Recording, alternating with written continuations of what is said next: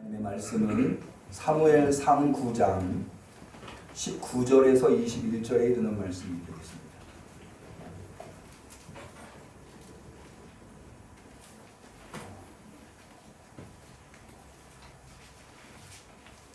구약성경 421페이지 성령 강림절 후 23번째 주일에 하나님께서 우리에게 주신 소중한 하나님의 말씀 사무엘상 9장 19절에서 21절의 말씀 마음에 새기면서 같이 하나님의 말씀을 정성껏 받들어 읽도록 하겠습니다. 사무엘이 사울에게 대답하여 가로되 내가 선견자니라. 너는 내 앞서 산당으로 올라가라. 너희가 오늘날 나와 함께 먹을 것이요 아침에는 내가 너를 보내되 내 마음에 있는 것을 다 내게 말하리라. 사흘 전에 이른 내 암나비들을 염려하지 말라. 찾았느니라. 온 이스라엘에 사모하는 자가 누구냐? 너와 내 아비의 온 집이 아니냐? 사울이 대답하여 가로되 나는 이스라엘 지파의 가장 작은 지파 베냐민 사람이 아니오며 나의 가족은 베냐민 지파 모든 가족 중에 가장 미약하지 아니하니이까 당신이 어찌하여 내게 이같이 말씀하시나이까? 아멘. 한 주간 어떻게들 보내셨습니까? 지난 한 주간도 하나님이 맡겨주신 사명을 각자의 처소에서 감당하시느라고 수고 참 많으셨습니다. 하나님께서 특별히 예배에 참여하신 대면 예배든 비대면 예배든 참여하신 모든 우리 응암교회 성도님들에게 이 예배를 통해서 힘들고 어려운 일이 있으면 위로해 주시고 또 새로운 힘과 능력을 내어서 돌아온 한 주간도 사명 잘 감당할 수 있는 복된 성도로 삼아주시기를 주님의 이름으로 간절히 축원합니다. 특별히 다음 주가 11월 셋째 주로 추수감사 주일이잖아요. 이번 한 주간 무엇보다도 감사를 준비하면서 한 주간 사셔야 될 텐데 그렇게 감사를 추수감사절을 맞이하여서 어찌하든지 하나님 앞에 감사하고자 하는 우리 성도님들에게 하나님께서 감사할 수 있는 것들을 깨닫게 하시고 더 감사를 진정으로 드릴 수 있는 은혜를 베풀어 주시기를 축원합니다. 요즘이 11월 달 기관 총회가 있는 달이잖아요. 지난 주가 어느 기관에서 기관 보고서를 내셨는데 제가 그걸 보고는 좀 마음이 많이 안타까웠습니다. 기관 보고서에 보면 적어도 4가지를 채워야 되잖아요. 올 한 해 행사 보고가 있고 또 결산한 거, 내년도 행사 보고, 내년도 예산 이렇게 그리고 임원들하고 이렇게끔 되어 있는데 다 없음으로 처리가 되어 있더라고요. 그도 그럴 것이 올 한 해 뭐 할 수 있는 일이 전혀 없었죠. 해서도 안 되는 한 해였고요. 근데 내년은 굉장히 우리한테 중요한 한 해 아닙니까? 입당을 해서 여러 가지 이제 어떻게 보면 으쌰으쌰 해가지고 뭔가를 해내야 되는 한 해인데 그럼에도 불구하고 없음으로 이렇게 빈난으로 나와 있는 것을 보고는 올 한 해 코로나 때문에 우리가 의욕마저 상실한 건 아닌가 하는 좀 안타까움이 저한테 있었습니다. 그러면서 앞서 말씀드린 대로 돌아오는 주일이 추수감사절이잖아요. 추수감사절이라고 하는 것이 한 해에 하나님이 주신 것, 그게 많든 적든 그걸 놓고 하나님 앞에 감사해야 되는데 뭐 감사할 거리가 있어야 감사를 하지 않겠습니까? 심지어 뭐 그게 많든 적든 그걸 내놓고 감사하기는커녕 예전에 할 수 있었던 감사조차도 잃어버린 오늘날 우리의 현실, 가진 것조차 잃어버릴 수밖에 없는 이 현실 속에서 우리는 어떻게 추수감사절을 준비하며 맞이해야 하는가? 이런 어렵고 힘든 시기에 사실 우리가 평생 신앙생활하면서 이런 때가 없었잖아요. 지난 1년만큼 뭔가 열심히 했음에도 불구하고 열매를 기대할 수 없는, 아니 예전에 가지고 있었던 것조차도 잃어버릴 수밖에 없었던 이런 상황 속에서 우리는 어떻게 감사해야 하는가, 감사할 수 있는가, 이런 고민이 생기더라고요.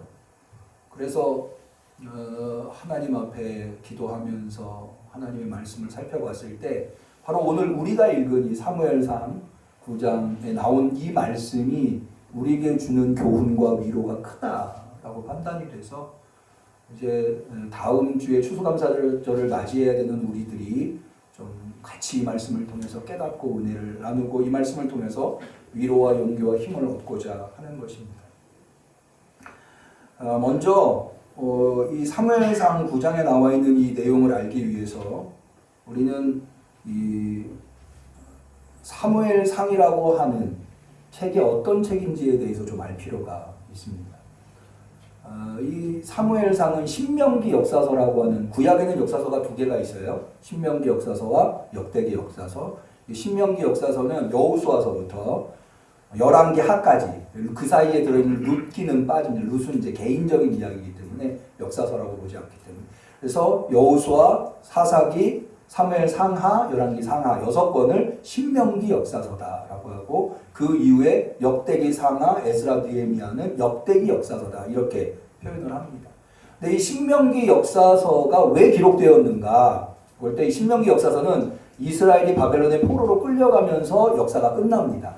그래서 많은 학자들은 이 신명기 역사서가 바벨론의 포로로 끌려간 이스라엘 사람들이 자신들이 왜 하나님의 선택된 백성임에도 불구하고 가나안 땅을 잃어버리고 바벨론의 이 모진 고통을 당하는 식민지에 끌려와서 노예 생활을 하고 있는가에 대한 반성을 지나온 역사를 통해서 해보고자 하는 노력이 바로 신명기 역사서이다라고 보는데요.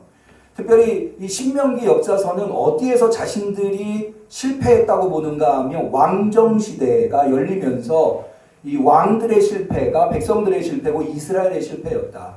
그래서 결국에는 하나님의 심판을 받아서 땅을 잃어버리고 바벨론의 포로로 끌려왔다라는 것입니다.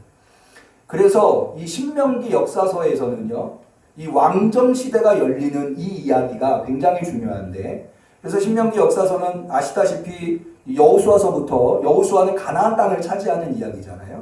그리고 사사기는 가나안 땅에 이스라엘이 정착했었던 초기 시대, 그때를 우리가 이른바 12지파 연합공동체라고 하거든요. 여러분 지금 미국 대통령 선거 때문에 아주 혼란스럽죠. 우리나라랑 선거제도가 많이 다른데 미국이 이렇게 복잡한 이유가 뭐냐면, 이 아시는 분도 계시겠습니다만 미국을 USA라고 하잖아요. United States of America. 그러니까는 United라고 하는 게 연합됐다라는 거예요. 그러니까는 스테이츠가 그러니까 주들이 연합된 연합국가가, 그래서 미합중국이라고 하죠. 주들이 독립적으로 있는데 그게 독립적인 주들이 연합되어 있기 때문에 그래서 USA라고 하는 거거든요. 주가 원래 하나의 나라였습니다. 실제로도 한 주 같은 경우가 우리나라만한 크기가 되는 주들이 대다수인데, 거기 보면은 이제 주들이 지금 이제 트럼프하고 바이든하고 오늘 아침에 이제 바이든이 매직 넘버라고는 270석이 넘었던데, 그 한 주에서 우리나라와는 다르게 한 주에서 투표해가지고 바이든이 한 표라도 더 나오면 이 승자 독식하는 것 아닙니까? 왜 그런 현상이 일어나냐면, 이게 이제 선거인단을 간접선거에 의해서 만들어진 건데, 이렇게 복잡한 이유가 뭐냐면 그 각각의 주들이 각각의 대통령을 뽑는 거예요. 그 각각의 주들에서 대통령은 둘일 수 없잖아요. 그 주에. 그래서 그 주가 승자 독식을 하는 거예요.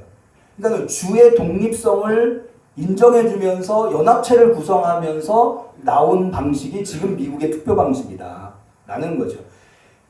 이스라엘이 바로 그런 형태였습니다. 가나안 땅을 점령해서 그 땅을 초창기에 차지하고 있을 때는 12지파가 독립적으로 존재를 했었어요.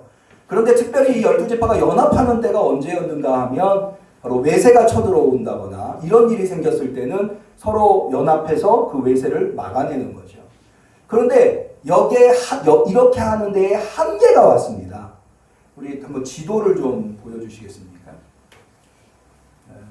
이게 지금 여러분들이 보시는 지도, 스크린을 보시는 지도가 이게 구약 시대의 팔레스틴 지역입니다. 이게 이제 지중해죠. 그리고 여기가 이른바 갈릴리 호수, 여기 요단강이 흘러서 사해죠. 요 부분을 좀 확장해 주시겠습니까? 네, 조금 올려주세요. 여기 이렇게 파란 선으로 되어 있는 게 보이시죠? 여기 이제 남유다와 북이스라엘의 경계선이에요. 여기 밑에 예루살렘이 있고 조금 더 올려주세요. 네, 여기 됐습니다. 여기 이제 예루살렘이 있고 여기 베델이 있어요. 베델이 아주 뭐 남유다와 북이스라엘이 분열되었을 때 중요한 성소 중에 하나죠. 그런데 여기 지금 블레셋이라고 하는 이름이 보이지요. 예. 이 원래 블레셋은 이 땅에 있었던 원주민이 아니에요.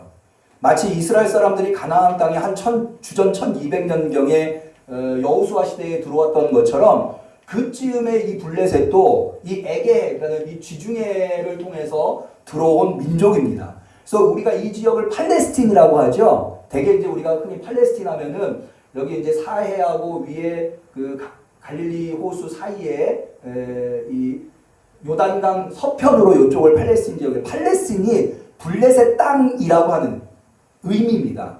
그래서 이 블레셋이라고 하는 민족이 이스라엘이 가나안 땅에 들어올 즈음에 들어온 민족이에요. 그런데 이 민족은 이 해안선, 지중해 해안선 쪽에 평야에 자리를 잡았는데 점차 그 세력을 내륙으로 확장해 나갑니다. 그러면 어디랑 부딪힐 수밖에 없어요? 이스라엘이랑 부딪힐 수밖에 없는 거죠. 그래서 사사기에 보면 이 끊임없이 블레셋과 전쟁이 일어나게 돼요. 그 대표적인 인물이 삼손 아닙니까? 삼손이 여러분 잘 아시다시피 힘이 장사여가지고 이 나귀 턱뼈 하나로 블레셋 사람들을 쳐 죽였다고 하는 그 다윗도 그럼 골리앗이 어느 나라 장수죠? 네, 블레셋의 장수죠. 블레셋과의 전쟁이 끊임없이 있었습니다. 그런데 블레셋은 처음부터 왕이 있었어요. 왕이 있다고 하는 것은 상비군이 있다는 거예요. 왕이 통치하기 위해서는 군대가 있다는 건데 이스라엘은 앞서 말씀드린 대로 왕정 시대가 시작되기 이전에는 군대가 따로 없었어요. 이 민병대의 역할을 했어요. 예를 들어서 우리식으로 얘기를 하면 블레셋이 쳐들어와요. 그럼 파발을 올려요. 우리 12지파가 민병대를 모아서 보냅니다. 그러면 그 민병대가 나가서 싸우는 거예요. 그 지도자가 사사고요. 이런 식으로 하니까 아무래도 효율성이 떨어지겠죠. 수시로 이 블레셋이 쳐들어오는데 그때마다 민병대를 모아가지고 나가서 싸우려니까는 이게 떨어지는 거예요. 그래서 요 시대, 그러니까는 사울 시대에 있었던 인물이 사무엘이라고 하는 인물이 사사의 역할을 하고 있었는데요. 여러분 사무엘은 사무엘 상하 그 열왕기 상하지 않습니까? 사무엘 상하에 사무엘이 등장하는 것은 사무엘 상의 전반부밖에 안 됩니다. 그럼에도 불구하고, 그러니까 사무엘 상은요, 그러니까 사사 시대에서 왕정 시대로 넘어가는 그 과도기가 어떤 이스라엘의 역사를 가지고 있는가를 묘사하는 부분이에요. 그리고는 다윗이 왕위에 오르는 시기가 바로 사무엘 하에 기록되어 있고요. 열왕기 상으로 넘어가면 솔로몬은 사무엘과 상관이 없죠. 사울과 다윗은 사무엘이 세운 왕이, 하나님이 사무엘을 통해서 세운 왕이기 때문에, 그래서 사무엘은 사무엘 상 전반부에 이미 세상을 떠남에도 불구하고 이 전체를 사무엘 상하라고 이야기를 하는 거예요. 왜? 사무엘이라고 하는 인물이 왕정 시대를 여는데 아주 주도적인 역할, 주요한 역할을 했기 때문에 이것을 사무엘 상하라고 하는 것이다. 원래는 사무엘서예요. 이 사무엘 상하, 열왕기 상하로 나눈 이유는 모세 오경이 5권으로 나누어진 이유와 동일한 큰 의미는 없고요. 이게 양이 너무 분량이 많으니까, 역사의 분량이 많으니까 고대인들은 이것을 대부분 양피지에다 썼거든요. 가죽에다 썼어요. 두루마리로 말아가지고. 그러니까는 양이 너무 많으면 한 사람이 들 수가 없잖아요. 양이 너무 많아서. 그래서 한 사람이 들 수 있는 양 정도로 쪼갠 거예요. 그게 이제 사무엘 상하, 열왕기 상하 이렇게 되는 겁니다. 그래서 사무엘 상하의 중요한, 이 신명기 역사서의 중요한 것이 왕정 시대가 어떻게 시작됐는가. 그 왕정 시대가 시작되면서 이스라엘은 역사에서 실패의 길로 들어서거든요. 그래서 결국에는 왕정 시대에 이스라엘은 패망하게 되고 바벨론의 포로로 끌려가게 되기 때문에 왕정 시대가 어떻게 열렸는가는 이 신명기 역사서에서 대단히 중요한, 그리고 그 왕정 시대를 연 인물이 바로 사무엘이라고 하는 인물이라는 거죠. 그래서 사무엘상 전반부에 보면 이제 사무엘이 태어나는 과정에 대해서 한나 이야기 이렇게 쭉 나오죠. 그러면서 아주 중요한 본문이 왕이 세워지는 장면입니다. 이 왕이 세워지는 장면이 결정적으로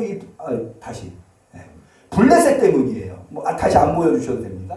블레셋 때문인데 아까 이야기한 대로 이스라엘 12지파의 장로들이 사무엘, 당시의 사사가 사무엘이었으니까 사무엘은 예언자면서 사사면서 재판관이면서 선지자는 이런 역할을 다 했습니다. 그래서 사무엘한테 찾아와가지고 아니 지금 이렇게 블레셋의 위기를 당하고 있는데 우리가 왕이 필요하다. 왕을 좀 뽑아달라. 그렇게 사무엘한테 요구를 하니까 사무엘이 그걸 하나님한테 기도해봤더니 하나님이 왕이 너희들을 착취하고 억압할 것이다. 그래도 왕이 필요하냐. 왕을 주어서는 안 된다. 이게 좀 부정적으로 이야기를 합니다. 그래서 그것을 사무엘이 이 12지파의 장로들한테 전달을 합니다. 그런데 그 말을 안 들어요. 그 얘기가 사무엘상 8장 19절에 지금 우리가 사무엘상 9장을 봤잖아요. 그 앞부분에 나오는데 한번 보시죠. 사무엘상 8장 19절 백성이 사무엘의 말 듣기를 거절하여 가로되 아미로소이다. 이게 바로 너희들이 왕을 뽑으면 그 왕이 너희들을 억압하고 착취할 것이다 라고 하는 것에 대해서 반대하는 아닙니다. 우리도 우리 왕이 있어야 하리니 우리도 우리 왕이 있어야 한다는 것은 뭘 염두에 두고 얘기하는 블레셋의 왕이 있다. 그러니까 우리한테도 왕이 있어야 된다. 이유가 20절에 우리도 열방과 같이 되어 우리 왕이 우리를 다스리며 우리 앞에 나가서 우리의 싸움을 싸워야 할 것입니다. 왕을 뽑아야 될 가장 중요한 이유 중에 하나로 전쟁터에 나가서 싸울 수 있어야 한다는 이유를 들고 있는 거죠. 이런 이유 때문에 하나님께서 이제 왕을 허락을 하십니다.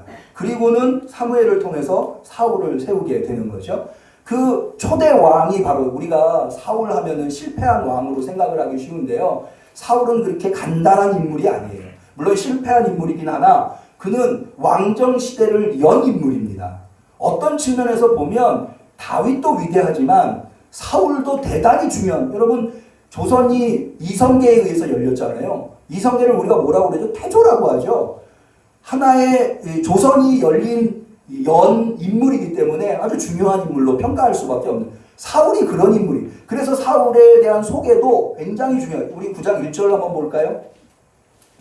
사울에 대한 소개를 하는데요. 베냐민 지파의 기스라 이름하는 유력한 사람이 있으니, 베냐민 지파에 기스 가문이 있었어요. 네. 이름도 참 잘 줘야 돼요. 이름이 기스여가지고 사울의 연역에 기스가 남기니까. 어쨌든 기스 가문에 이 사람이 유력한 사람이, 여기 유력한 사람이라고 하는 것은 힘 있는 사람, 귀족, 부자 이런 의미입니다. 그런데 그는 아비엘의 뭐 이런 그 조상들에 대해서 쭉 나오고 2절을 하면 기스가 아들이 있으니 그 이름은 사울이요 준수한 소년이다. 얼굴이 아주 잘생겼어요. 네. 뭐 요즘식으로 얘기하면 미스터 코리아? 이스라엘에서 그만큼 준수한 사람이 없다고 얘기할 정도로. 그러니까 외모가 출중할 뿐만 아니라 키도 매우 큽니다. 그 다음에 보면 키는 모든 백성보다 어깨 위는 더 하더라. 사람들 머리 위에 사무엘이 머리가 하나가 더 있는 거예요. 그만큼. 그러니까 외적으로 외모로 보면 사울은 대단한 출중한 인물과 출중한 키를 가지고 외모가 굉장히 비주얼이 굉장히 좋은 거예요. 이런 사람이었습니다. 그런데 이 사람이 어떻게 초대 왕으로 세움을 받는가에 대한 이야기가 9장에 나오는데 내용은 이런 겁니다. 이 기스의 집안에 암나비들이 도망을 가요. 잃어버려요. 그래서 기스가 아들 사울한테 내가 너 사원 하나를 붙여줄 테니 가서 암나비들을 좀 찾아와라 라고 이야기를 합니다. 그래서 사울이 사원 하나를 데리고 찾으러 나가요. 우리 한번 다시 한번 아까 그 지도 좀 보여줄까요? 이 사울이 암나비를 찾으려고 어디를 다니는가 하면 4절을 볼까요? 그가 에브라임 산지와 라고 되어 있는데 아까 그 부분을 좀 확대해 주실까요? 에브라임 산지가 어디냐면 여기가 지금 조금 내려주세요. 네, 됐습니다. 베냐민 지파가 여기잖아요. 그러니까는 여기 에브라임이라고 써 있는 거 보이시죠? 여기 지금 고동색으로 되어 있는 곳이 이게 등고선이에요. 옅을수록 지대가 낮은 곳이고 지날수록 지대가 높은 곳이에요. 그러니까 에브라임 산지는 여기. 그러니까는 베냐민 입장에서 보면 여기는 북쪽이죠. 예, 북쪽으로 일단은 암나비들을 찾으려고 북쪽으로 갑니다. 그 다음에 4절에 보면 살리사 땅으로 두루 다니되라고. 살리사는 어디냐면 여기 지금 서해안 쪽에 서쪽 해안 지역 평야 쪽으로 갑니다. 그 다음에 찾지 못해서 5절에 보면 그들이 숲 땅에 이른 때, 숲은 요 아래 지역이에요. 이 남쪽 광야 지역 쪽입니다.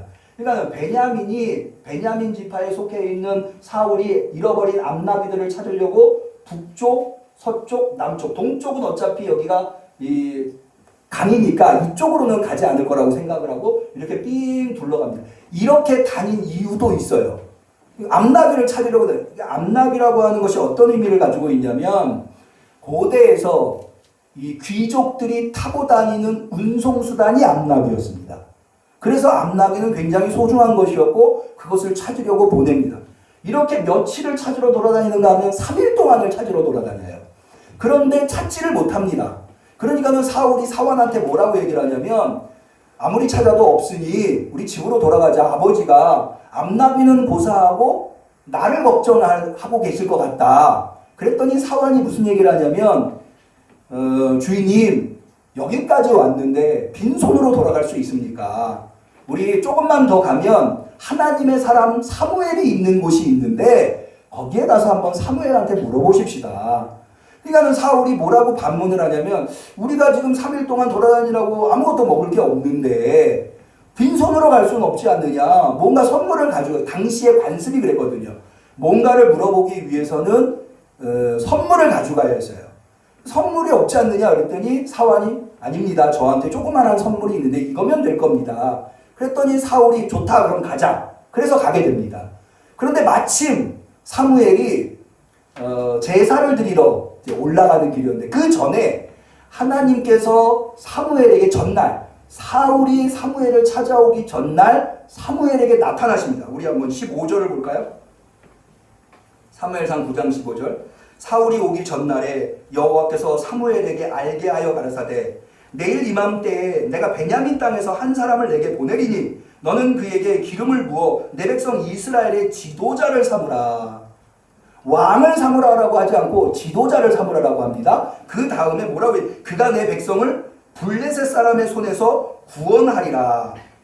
내 백성의 부르짖음이 내게 상달하였으므로 내가 그들을 돌아보았노라 하시더라.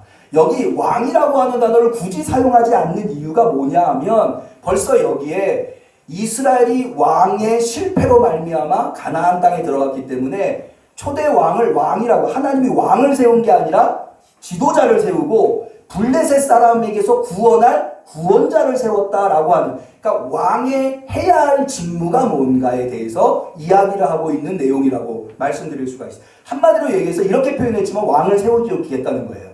그 얘기를 하나님이 사무엘에게 하고는 그 다음날 사무엘이 제사 드리러 올라가는데 누구를 만나느냐? 사울을 만나게 되는 거예요. 오늘 우리가 읽은 사무엘상 9장 19절에서 우리가 21절 읽었죠? 이 부분이 처음 사무엘이 사울을 만나서 사울에게 하는 이야기예요. 자, 다시 한번 보죠. 사무엘이 사울에게 대답하여 가로되 내가 선견자니라. 지금 사울이 선견자, 선지자를 찾으러 온 거잖아요. 선견자니라. 너는 내 앞서 산당으로 올라가라. 너희가 오늘날 나와 함께 먹을 것이요 내일 아침이에요. 아침에는 내가 너를 보내되 내 마음에 있는 것을 다 내게 말하리라. 너가 궁금한 것을 말해주겠다는 거예요. 그러면서 저는 20절, 요 구절 때문에 사실은 참 많이 위로를 받았고 힘을 얻었는데요. 사무엘이 사울한테 지금 암나귀들을 잃어버렸어요. 한 마리 잃어버리고 여러 마리를 잃어버렸어요. 이 암나귀들을 3일 동안 찾아 헤매 다녔지만 산에도 가고 바다에도 가고 광야에도 갔지만 전혀 찾지 못해서 이제 마지막 희망을 걸고 선지자한테 찾아온, 여기서도 없으면 이제 집으로 빈손으로 가야 되는 거예요. 그런 사울에게 사무엘이 뭐라고 얘기했냐면 사흘 전에 이른 내 암나귀들을 염려하지 말라. 찾았느니라. 할렐루야. 한번 따라해 보시면 사흘 전에 이른 내 암나귀들을 염려하지 말라. 찾았느니라. 네. 사실은요, 여러분, 이 암나귀들을 잃어버리는 과정을 통해서 방금 말씀드렸죠? 사울이 이스라엘의 초대 왕이 되는 계기가 돼요. 그러니까는 하나님께서 기스 가문의 암나귀가 갑자기 사라진 이유가 하나님의 섭리 가운데에서 사울을 이스라엘의 초대 왕으로 세우시려는 계획 속에 있었던 거죠. 그러니까 사울은 지금 대단히 괴로운 심정이에요. 암나귀들을 잃어버렸죠? 그런데 아버지가 그거 찾아오라고 보냈는데 3일 동안 얼마나 열심히 찾았게, 산에도 올라가고 바다에도 가고 광야에도 가고. 근데 못 찾았단 말이에요. 얼마나 괴로운 일이에요. 빈손으로 아버지한테 가야 되는 거예요. 그랬는데 사무엘이 뭐라고 얘기를 해요? 사흘 전에 잃어버린 내 암나귀들은 염려하지 말라. 찾았느니라. 여러분, 지난 한 해 동안에 뭘 잃어버리셨습니까? 열심히 하나님의 신앙, 하나님의 믿음 가운데에서 열심히 신앙생활을 해서 뭔가 결과물을 내려고 했는데 내기는커녕 뭘 잃어버리셨습니까? 염려하지 마세요. 그거 찾을 겁니다. 사흘 전에 잃어버린 내 암나귀들은 염려하지 말아라. 찾으리라. 그런데요, 더 놀라운 것은 그것을 잃어버리게 하신 하나님의 섭리가 있다는 거예요. 사울은 지금 암나귀 잃어버리고 그거 못 찾은 것만 걱정하고 근심하는데 하나님의 섭리는 달라요. 하나님은 그걸 통해서 사울을 뭘로 만드시려는 거예요? 이스라엘의 왕으로 세우시려는 거예요. 그래서 그 다음에 하나님이 이렇게 사무엘을 통해서 온 이스라엘에 사모하는 자가 누구냐? 온 이스라엘이 지금 사무엘한테 매일같이 쫓아와가지고 하루가 멀다 하고 쫓아와가지고 뭘 달라는 거예요? 왕을 달라는 거잖아요. 누구냐? 너와 내 아비의 온 집이 아니냐? 너희 집이 로얄 패밀리, 왕족이 될 것이다. 그러니까 사울이 이 엄청난 얘기, 생각지도 못한 이 얘기를 듣고는 이렇게 대답하는 거예요. 21절이면 사울이 대답하여 가로되 나는 이스라엘 지파의 가장 작은 지파 베냐민 사람. 이스라엘의 12지파 중에 제일 소수민족이거든요. 소수지파거든요. 베냐민이. 베냐민 사람이요. 사람이 아니오며, 이 아니오며라는 건 아니란 얘기가, 그런 존재라고 이야기를 하는 거예요. 나의 가족은 베냐민 지파 모든 가족 중에 가장 미약하지 아니하니까 당신이 어찌하여 내게 이같이 말씀하십니까? 나와 내 아버지의 집이 왕이 되고 왕족이 된다는 것. 난 한 번도 생각해 본 적도 없고 꿈에 꿔본 적도 없다. 근데 어떻게 나한테 이런 일이 일어날 수 있습니까? 놀라운 일이에요. 여러분, 뭔가를 믿음으로 열심히 사명을 감당했는데 원하는 대로 되지 않고, 아니 오히려 가진 것마저 잃어버린 그런 상황이 있으십니까? 하나님을 신뢰하시기를 축원합니다. 하나님이 찾게 해주실 뿐만 아니라 암나귀 찾는 것과는 비교도 안 되는 놀라운 섭리와 계획이 여러분들에게 있는 거예요.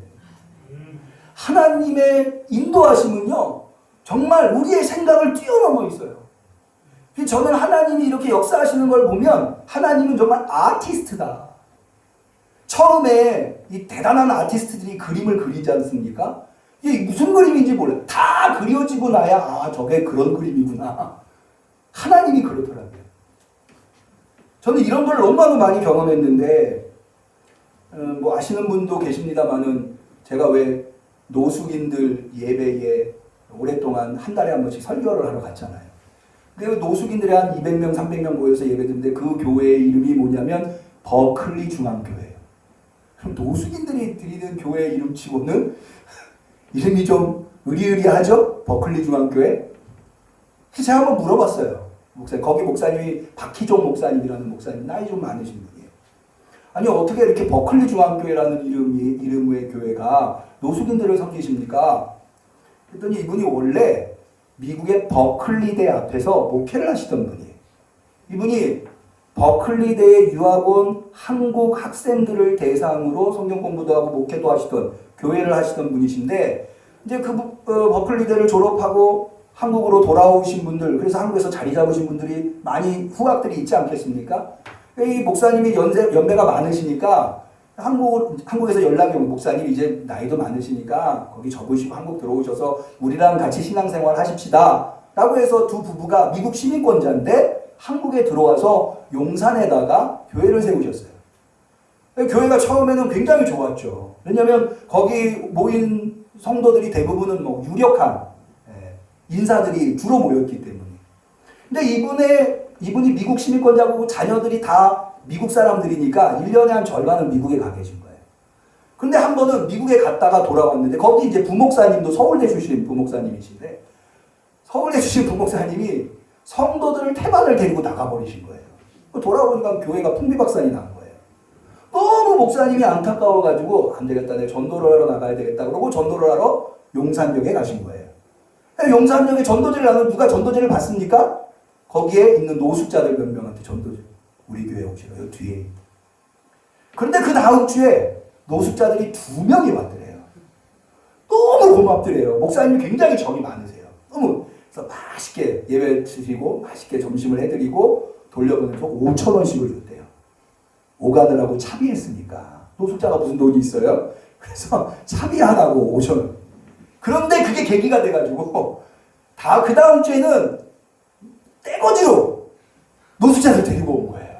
그 막 50명, 60명이 그 다음 주에 온 거예요, 노숙자들이. 그 왔으니 어떡합니까? 전에는 줬는데 안 해줄 수 없잖아요. 저녁, 점심 잘 먹이. 또 5,000원씩.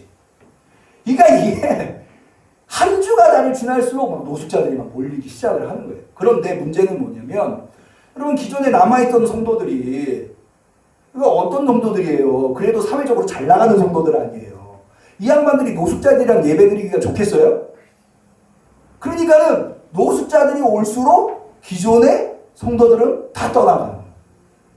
그 나중에는 이름만 버클리 중앙교회고 거기 있는 성도는 다 노숙자들만 있는 거예요. 그래서 처음에는 5,000원씩 주다가 그게 안 돼가지고 3,000원으로 떨고 그것도 안 되니까 2,000원. 제가 가니까 이 목사님이 그래, 내가 어쩌다가 이렇게 여기서 노숙자 전혀 생각도 못하고 한국에 왔다는 거예요. 그렇겠습니까? 자신이. 그런데 와가지고 보니까 노숙자 사역을 하게 됐다. 근데 나는 이게 내가 원하는 것이 아니라 하나님이 시켜서 하는 거니까 나는 이 돈 떨어지면 매주 오는 사람 줘야 될 거 아니에요. 돈 떨어지면 난 안 할 거다. 이러시더라고요. 그런데 머지않아서 얼마 되지 않아서 이분이 중풍이 왔어요. 쓰러지셨어요. 뇌졸중이 와가지고. 그 뇌졸중이 와가지고 쓰러지시니까 뭐가 안 되냐면 설교가 안 되는 거예요. 말이 어눌해지시는 거죠. 그래가지고 무슨 말을 하는지 도대체 알아들을 수가 없어요. 그런데 그래서 이분이 목회를 접으려고 했는데 의사가 그러더래요. 목사님 그냥 하십시오. 할 수 있으면 하십시오. 왜냐하면 여기서 중풍에 걸려가지고 말이 어눌하고 행동이 어눌하다고 해서 안 하시면 목사님이 머지않아 돌아가십니다. 그러니까 할 수 있으면 하십시오. 그런데 이분이 이게 되는 거예요. 왜냐? 여러분 노숙자들은 설교 들어오시는 분들이 아니잖아요. 뭐하러 오는 분들이에요? 밥 먹고 돈 받은. 그러니까 이분이 도대체 무슨 설교를 하는지 알아들을 수가 없는데도 앉아 계신 거예요, 거기. 그리고는 이분이 정이 많으시니까 그냥 품어주시. 나중에 제가 보니까는요, 이 목사님, 박희종 목사님이 노숙자들을 위해서 있는지, 노숙자들이 박희종 목사님을 위해서 있는지 모르겠더라고요. 네. 다 이 목사님 청소도 다 노숙자들이 하고, 자기들이 다 나눠주고, 그렇게 하더라고요. 그래서 이 박희종 목사님이 건강을 조금씩 회복하시더라고요. 이야, 하나님의 섭리라는 게요, 이렇더라고요. 아니, 그분이 한국으로 올 때 이런 일들이 있는 줄 알았겠어요. 이게 누가 누구를 돕고, 누가 누구를 위해서 있는 건지, 여러분, 그래서요, 우리는 하나님을 신뢰해야 돼요. 내가 잃어버린 게 아닐 수 있어요. 하나님이 그걸 통해서 어떻게 역사하시고 사용하실지는 아무도 모르고, 누구만 아세요? 하나님만이 아십니다. 여러분, 사도행전에 보면 고넬료라고 하는 인물이 있어요. 이 인물이 굉장히 중요한 인물이에요. 왜냐하면 초대교회의 이방인으로서 가장 먼저 공식적으로 그리스도인이 된 인물이에요. 그런데 이 인물이, 고넬료라고 하는 인물이 어떻게 그리스도인이 된 줄 아세요? 베드로가 예루살렘에만 있다가 루따라고 하는 곳에 이제 돌아다니다가 루따라고 하는 곳에 이르러요. 근데 거기 애니아라고 하는 사람이 중풍병에 걸려가지고 거기에서 그 사람을 치료하면서 거기에 있었어요. 그런데 루따 바로 위에 요빠라고 하는 동네가 있는데, 요빠에 여러분이 아시는 도르가라고 하는 여제자가 있었어요. 갑자기 급사를 했어요. 그러니까는 이 도르가가 도와준 사람들이 너무 슬퍼가지고, 바로 아래에 루따에 베드로 사도가 와 있다는데 도움을 청하자. 그래서 가서 도움을 청합니다. 그래서 서둘러서 루다에 있었던 베드로가 요바로 와요. 북쪽으로 와요. 그래서 그 도르가라고 하는 여인을 고쳐요. 그러고 있는 사이에 무슨 일이 일어나느냐? 그 바로 윗동네가 가이사랴예요. 가이사랴의 고넬료한테 하나님이 나타나세요. 야, 너 지금 요바에 베드로가 와 있으니 사람 보내서 불러와라. 그래가지고 이 고넬료가 사람을 보냈는데 그 사이에 또 하나님께서 베드로한테 가세요. 그래 말대로 나타나셔가지고 점심때 아시죠? 보자기를 내려보내세요. 3번이나 내려보내면서 안 꺾이는 베드로를 꺾어 놓으시는 거예요. 그 보자기가 올라가자마자 누가 도착하느냐? 고넬료가 보낸 사람이 도착해요. 그래서 가게 돼요. 그리고 거기서 말씀을 전하고 성령이 거기에 임해서 최초로 공식적으로 베드로에 의해서 이방인이 그리스도인이 되는 영예를 누리게 돼요. 여러분, 하나님의 섭리는 이렇습니다. 믿으시기를 축원합니다. 잃어버린 게 아니에요. 괴로운 일이 비록 지금은 괴롭지만 괴로운 일이 아니에요. 하나님께서 그걸 어떻게 사용하실 건지 몰라요. 하나님이 없다고 하면 괴로운 일이고 잃어버린 일이죠. 근데 여러분, 하나님은 살아계심을 믿으십니까? 하나님의 능력은 우리와 다르다는 것을 믿으십니까? 그렇다면 잃어버린 순간에요, 그걸 기억하세요. 하나님이 이 상황을 어떻게 바꾸어 가실지를 기대하세요. 제가 목회를 하다가 어렵고 힘든 일이 좀 있었어요. 괴로운 일이 있었어요. 그래서 제가 지역에 있는 선배 목사님한테 만날 일이 있어가지고 만나가지고 이런저런 얘기다 그 얘기를 했어요. 그랬더니 이분이 저한테 한마디 하시더라고요. 남 목사, 내가 남 목사의 이야기를 들어보니 좋은 일이 있을 것 같아. 그래서 우리가 예배 마칠 때마다 좋은 일이 있을, 제가 그때 생각해낸 거예요. 그 말이 탁 제 귀에 들어오는데 그 말이 얼마나 위로가 되는지 힘이 나고 위로가 되는 거예요. 좋은 일이 있을 거야. 여러분, 어려운 일이 생기잖아요. 뭔가를 열심히 했는데 결과물은 없고 잃어버렸잖아요. 좋은 일이 생길 겁니다. 믿으시기를 축원합니다. 이게 신앙의 원리예요. 이 신앙의 원리. 여러분, 생각해보면 이게 복잡하고 어려운 원리가 아니에요. 골이 깊으면 산이 높은 거예요. 아주 쉬운 자연적인 이치인 거죠. 어렵고 힘든 일이 있을수록 하나님을 신뢰하시기를 축원합니다. 그래서 어려운 일이 생기면 하나님을 신뢰해야 돼요. 근데 여기서 끝나면 안 돼요. 하나님을 신뢰하고 그 다음에 빌립보서 4장 아무것도 염려하지 말고 모든 일에 기도와 간구로 하나님께 아뢰라. 감사하고 그 다음에는 기도해. 여러분, 사울이 암낙이 잃어버려서 찾으러 다녔는데도 못 찾았잖아요. 그러고 집으로 그냥 돌아갔습니까? 아니에요. 하나님의 사람 찾아갔죠. 하나님의 사람, 하나님은 다 알고 계세요. 여러분, 그러니까 여러분들한테 어려운 일이 생기잖아요. 그러면 그 순간은 뭐 할 타이밍이냐? 뭘 생각해내야 되냐? 어려운 일이 딱 생겼어요. 그럼 뭐 해야 돼요? 내가 기도하러 가야 되구나. 요거 생각하셔야 돼요. 괴로워하고 슬퍼하고 힘들어하고 자책하고 하지 말고요. 그러면 아무 의미 없어요. 어려운 일이 딱 생기면 기도해야지. 기도하러 가는 거예요. 한 가지 더. 하나님을 신뢰하고 그래서 하나님 앞에 나가서 기도하는데 꼭 기도하러 나갈 때 견지해야 될 태도가 있어요. 꼭 갖추어야 할 태도. 그게 뭐냐면 겸손이에요. 자, 사울은 사환이 종이잖아요. 자기가 함부로 내가 집에 가자는데 뭐 이러쿵저러쿵 말이 많아. 하나님의 사람 네가 뭘 한다고. 안 그랬어요. 사환의 이야기가 들을 만하니까 겸손히 그 앞에서 들었다고요. 오늘 우리가 읽은 본문에도 사무엘이 사울한테 너를 왕으로 세울 거다. 내가 누군데. 사실은 사울이 버림받은 이유는 이 겸손을 나중에 잃어버렸기 때문에. 내 가문이 누구고 내가 누군데 내가 어떻게 왕이 될 수 있습니까? 겸손해요. 여러분, 기도가 뭐예요? 하나님 나 좀 도와주세요. 힘없는 나를 전지전능하신 하나님 나 좀 도와주세요. 이게 기도잖아요. 그런데 막 자기를 드러내고 막 교만해가지고 하나님한테 기도하면 하나님 들어주시겠습니까? 그러니까 기도가 응답받으려면 기도하는 사람은 기본적으로 자기를 낮추고 겸손해요. 그래야 응답받아요. 어려운 일이 있으십니까? 잃어버린 것이 있으십니까?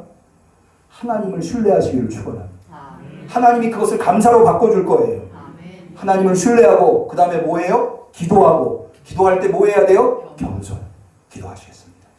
하나님 아버지, 오늘 말씀을 통해서 지난 한 해 동안 정말 우리 인생에서 2020년도를 잃어버린 것 같은 그런 한 해 동안에 우리가 어찌하든지 그래도 하나님이 주신 사명을 감당하려고 애썼는데 무엇을 놓고 하나님 앞에 감사해야 될지 추수감사절을 앞에다 두고 우리가 고민하는 우리들에게 이렇게 귀한 말씀, 사흘 전에 잃어버린 내 암나기는 염려하지 말아라, 찾았느니라, 이렇게 말씀해 주시니 너무나 감사합니다.